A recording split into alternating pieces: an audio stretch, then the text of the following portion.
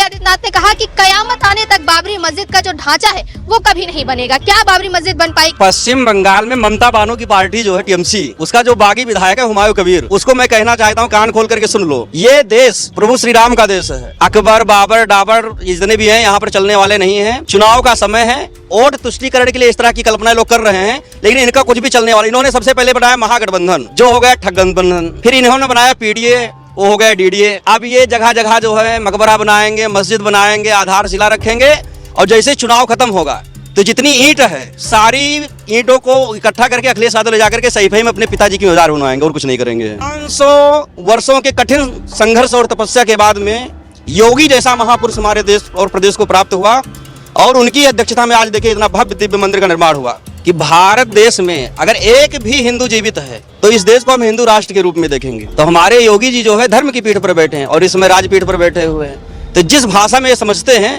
उसी भाषा में हमारे योगी जी समझाने का कार्य करते हैं। बाबर के नाम से मस्जिद बना रहा होता तो एक बार मैं बोलता चलो ठीक है, लेकिन वो बाबरी के नाम से बना रहा। बाबरी कौन था पता है आपको? जो बाबर था उसका एक प्रेमी बालक था जिसका उसने नाम रखा बाबरी। और मैं निसंदेह निसंकोच रूप से कहना चाहता हूँ कि पूर्ण रूप से वो गे था, क्योंकि एक लड़के से उसने प्रेम किया और उस लड़के का नाम रखा बाबरी, बाबर ने।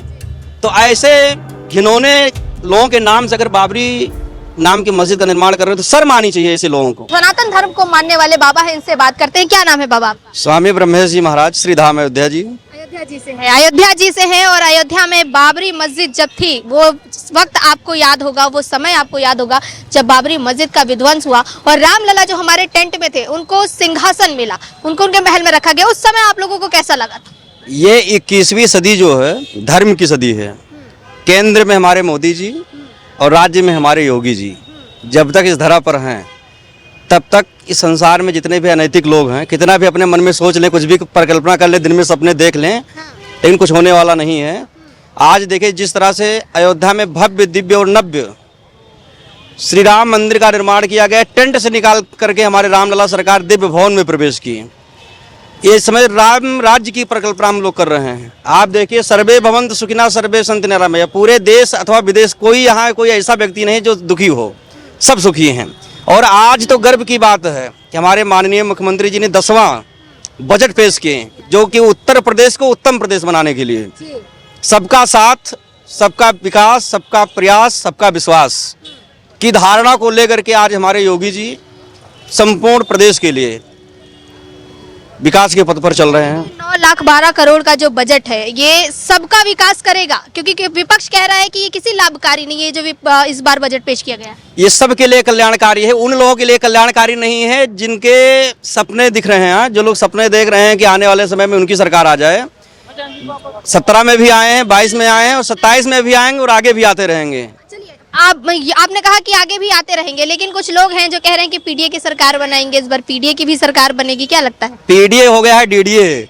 इस समय धर्म का युग चल रहा है, जहाँ पर हमारे योगी जी हैं, जहाँ पर हमारे मोदी जी, वहीं पर पूरा सनातन जो है, पूरा हिंदू समाज, सनातन धर्म और पूरा देश उन्हीं के साथ में है, सिर्फ योगी जी के साथ में पूरी जनता। बिल्कुल योगी जी की बात कर रहे हैं हम। योगी जी की एक और आपको कल की बयान बताते हैं कि योगी आदित्यनाथ ने कहा कि जब बाबरी मस्जिद की बात हो रही है, पश्चिम बंगाल में बाबरी मस्जिद का निर्माण आज से शुरू हो रहा है, वहीं योगी आदित्यनाथ ने कहा कि कयामत आने तक बाबरी मस्जिद का जो ढांचा है वो कभी नहीं बनेगा। क्या लगता है आपको कि क्या बाबरी मस्जिद बन पाएगी? पश्चिम बंगाल में ममता बानो की पार्टी जो है टीएमसी, उसका जो बागी विधायक है हुमायूं कबीर, उसको मैं कहना चाहता हूँ, कान खोल करके सुन लो, ये देश प्रभु श्री राम का देश है, प्रभु श्री कृष्ण का देश है। अकबर, बाबर, डाबर जितने भी हैं यहाँ पर चलने वाले नहीं हैं। चुनाव का समय है, वोट तुष्टीकरण के लिए इस तरह की कल्पना लोग कर रहे हैं, लेकिन इनका कुछ भी चलने वाला। इन्होंने सबसे पहले बनाया महागठबंधन, जो हो गया ठगठबंधन। फिर इन्होंने बनाया पीडीए, वो हो गया डीडीए। अब ये जगह जगह जो है मकबरा बनाएंगे, मस्जिद बनाएंगे, आधारशिला रखेंगे, और जैसे चुनाव खत्म होगा तो जितनी ईंट है सारी ईंटों को इकट्ठा करके अखिलेश यादव ले जाकर के सहीफई में अपने पिताजी की मजार बनवाएंगे और कुछ नहीं करेंगे। सहीफई में पिताजी की मजार बनवाएंगे? मजार बनेगी? बिल्कुल, यही तो हुआ है। अभी हमारे माननीय मंत्री जी AK शर्मा जी कह रहे थे कि ये लोग जो है अल्पसंख्यक के नाम पर सत्ता में आने का प्रयास करते हैं, और जब सत्ता में आ जाते हैं तो अल्पसंख्यक जो हैं, जो कि अब बहुसंख्यक हो चुके हैं हमारे प्रदेश में, उनकी ही मजारों की ईंट को तोड़ करके सहीफई और इटाओं में ही काम करने का काम करते हैं लोग। इनको पूरे प्रदेश से कोई मतलब नहीं है, सिर्फ पश्चिम, और पश्चिम में मैनपुरी, इटावा, कन्नौज से ही इनको मतलब है। आज देखिए, जो अयोध्या शोषित थी, वंचित थी, किसी राम भक्त को पुकार रही थी, कितने 500 वर्षों के कठिन संघर्ष और तपस्या के बाद में योगी जैसा महापुरुष हमारे देश और प्रदेश को प्राप्त हुआ, और उनकी अध्यक्षता में आज देखिए इतना भव्य दिव्य मंदिर का निर्माण हुआ। क्या इन कठमल्लों की औकात थी अयोध्या में राम मंदिर बनाने की? कभी नहीं, क्योंकि इनके ब्लड में ही नहीं है। ये सब शंकर वर्णीय हैं। बस ये सब समझ लीजिए कि यहाँ पर केवल शासन करने के लिए आते हैं, प्रदेश को लूटने का काम करते हैं, और जब प्रदेश को लूट लेते हैं उसके बाद भी जब इनका कोई सिस्टम नहीं चलता है तभी अल्पसंख्यकों की बात करते हैं। मस्जिद की आधारशिला रखेंगे, ये करेंगे, वो करेंगे, लेकिन जब इनका कुछ नहीं चलता है तो अंत में अपना बोरिया बिस्तरा उठा करके इटावा की ओर प्रस्थान कर जाते हैं, सब यही चले जाते हैं। जी चलिए एक और चीज पूछते हैं। आपने अभी राम मंदिर की बात की है कि रामलला टेंट में थे और किसी भी सरकार ने ध्यान नहीं दिया, योगी सरकार ने ध्यान दिया। जब मंदिर बन चुका है तो एक मौलाना है जिनका नाम जर्जिस अंसारी है, वो कह रहे हैं कि राम मंदिर तो आपने बना लिया, लेकिन आज भी हम राम मंदिर को बाबरी मस्जिद ही मानते हैं। ये क्या लॉजिक है, आप क्या कहना चाहेंगे? देखिए, हमारे स्वामी विवेकानंद जी ने एक बहुत सुंदर बात कही थी कि भारत देश में अगर एक भी हिंदू जीवित है तो इस देश को हम हिंदू राष्ट्र के रूप में देखेंगे। जब तक इस देश में मोदी जैसे, योगी जैसे और हमारे जैसे हजारों लाखों करोड़ों की संख्या में संत हैं, इन संतों के रहते हुए बस वही है, दिन में आप सपने देख लीजिए, कुछ कर नहीं सकते हैं। इनकी ना जाने कितनी पीढ़ियां आई, अकबर, बाबर, डाबर, हम नाम लेना नहीं चाहते अपने पवित्र मुख से, आए यहाँ पर तलवार की नोक पर शासन करने का प्रयत्न किया, देश को लूटने का प्रयास किया, लेकिन कभी सफल नहीं हुए। कभी महाराणा प्रताप, कभी वीर शिवाजी, कभी झांसी की रानी इस धरती पर आती हैं और इनका नस्तनाबूद कर देती हैं, मिटा करके, और पुनः जो है धर्म की स्थापना करते हैं, हिंदू राष्ट्र की स्थापना करके चले जाते हैं। ये गर्व की बात है हम सब हिंदुओं के लिए, सनातनियों के लिए। अभी आपने एक शब्द यूज किया, नस्ते नाबूद, ठीक है। कल योगी जी ने जब कयामत वाले शब्द की बात की तो अखिलेश यादव ने एक पलटवार किया, क्योंकि शायद अखिलेश यादव के पास इस समय बयान देने के लिए कोई, चर्चा करने के लिए कोई विषय नहीं है, इसलिए उन्होंने कहा कि योगी आदित्यनाथ एक सनातनी है, आप भी एक सनातनी है। आपने नस्ते नाबूद शब्द का इस्तेमाल किया जो कि उर्दू शब्द है, और वो कह रहे हैं कि कयामत शब्द का इस्तेमाल किया है योगी आदित्यनाथ ने। उन्हें कयामत शब्द का इस्तेमाल नहीं करना चाहिए था, क्योंकि वो सनातनी, क्या एक सनातनी, क्योंकि लैंग्वेज की बात करें इस समय सारी भाषाएं मिक्स करके लोग बोलते हैं, क्या एक सनातनी उर्दू शब्द का प्रयोग नहीं कर सकता? देखिए, एक तबके के लोग ऐसे हैं, जब तक उनकी भाषा में उनको हम संदेश नहीं देंगे तब तक उनको समझ में नहीं आएगा।